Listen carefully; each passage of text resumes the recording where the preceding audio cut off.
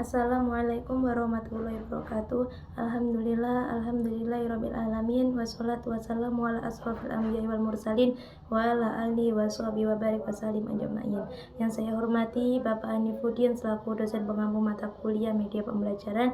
Saya di sini akan menjelaskan tentang prinsip dan kriteria media pembelajaran dan media pembelajaran masa konvensional. Di sini ada prinsip pemilihan media. Yang pertama, prinsip efektivitas dan efisien. Efektivitas pembelajaran tercapai bila keberhasilannya dapat diukur dari tingkat ketercapaian tujuan. Jika semua tujuan pembelajaran telah tercapai, maka pembelajaran disebut efektif. Sedangkan efisien adalah bila tujuan pembelajaran dapat dicapai dengan menggunakan sumber daya yang tersedia sekecil mungkin. Sumber daya tersebut dapat berupa biaya, waktu, dan sumber daya lainnya. Yang kedua ada prinsip produktivitas. Prinsip produktivitas dalam memilih media pembelajaran juga perlu mendapat perhatian pendidik. Selain prinsip efektivitas dan efisien, media pembelajaran yang produktif memudahkan pendidik dan peserta didik mencapai hasil pembelajaran yang optimal sesuai tujuan. Yang ketiga ada prinsip relevansi. Dan yang selanjutnya ada kriteria pemilihan. Yang pertama, sesuai dengan tujuan pembelajaran. Perlu diingat bahwa memilih media yang akan digunakan perlu mengacu kepada tujuan pembelajaran atau tujuan instruksional. Media yang dipilih harus sesuai untuk menunjang kelancaran pencapaian tujuan. Yang kedua ada media tepat guna. Sering kita menemukan media pembelajaran yang tidak tepat guna. Tepat guna ini menandakan telah terjadi kesalahan memilih media pembelajaran. Media tepat guna dapat dipahami bahwa pemilihan media telah didasarkan pada kegunaannya. Dan yang selanjutnya ada kondisi peserta didik. Kondisi peserta didik ini perlu menjadi pertimbangan dalam memilih media pembelajaran. Hal ini mengingat kondisi peserta didik sangat beragam.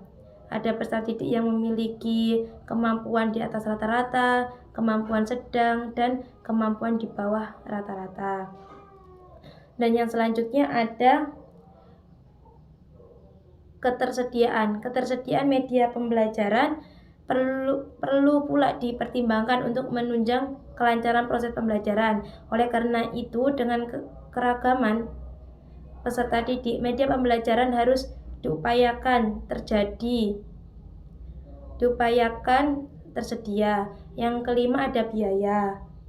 Biaya yang disediakan untuk pemilihan media perlu disesuaikan dengan proses dan hasil belajar yang akan dicapai. Tidak perlu pendidik memilih media yang biayanya mahal, tetapi hasil pembelajarannya tidak sebanding dengan biaya yang harus dikeluarkan untuk memproduksi media tersebut. Dan yang keenam ada keterampilan operasional. Kriteria keterampilan operasional media pembelajaran perlu pula diperhatikan sebelum sesungguhnya pemilihan media adalah pertimbangan optimalisasi media untuk pencapaian tujuan pembelajaran. Dan ini yang selanjutnya ada papan tulis warna. Papan tulis merupakan media pembelajaran yang sangat fungsional karena selalu tersedia di setiap ruang kelas manapun, baik di perkotaan maupun di pedesaan, maupun di pelosok tetap ada papan tulis. Nah, biasanya guru atau dosen itu kurang memperhatikan desain papan tulis yang digunakan dalam mengajar tersebut. Dan yang di sini ada bulletin board atau display.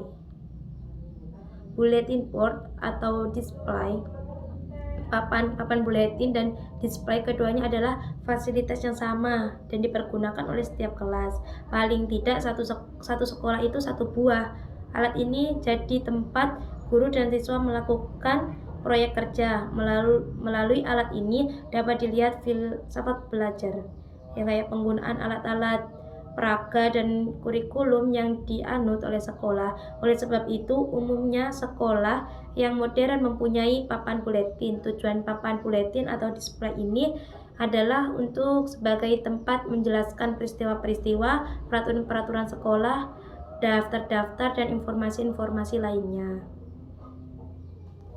Sekian presentasi dari saya. Wassalamualaikum warahmatullahi wabarakatuh.